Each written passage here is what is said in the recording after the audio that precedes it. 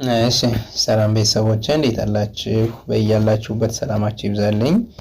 በሀገር ውስጥም በሀገር ውጭም ያላችሁ ውድ ተከታዮቼ በዚህ ቪዲዮ የምትመለከቷቸው የአማርኛ ፊደላቶች እናንተ ማንበብም ሆነ መጻፍ ካልቻላችሁ በዚህ ቪዲዮ ማንበብም መጻፍም የፊደላቶች ቅርጻቸው፣ ድምጻቸው ምን እንደሆነ ማወቅ የምትችሉበት ይሆናል ማለት ነው።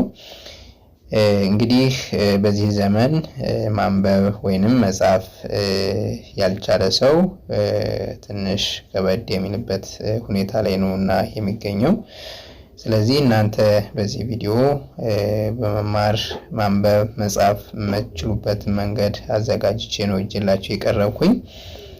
ስለዚህ እነዚህ ፊደላቶች በዚሁ መልኩ ቅርጻቸውን እየቀረጽነን እናስተምራችኋለን። እናንተ ቪዲዮ ላይ ባስቀመጥነው ስልካችን በመደወል በኢሞ፣ በቴሌግራም፣ በዋትስአፕ እንዲሁም በሌሎች ሶሻል ሚዲያዎች ላይ በመደወል በኦንላይን ትምህርታችሁን መከታተል ትችላላችሁ ለማለት እወዳለሁ።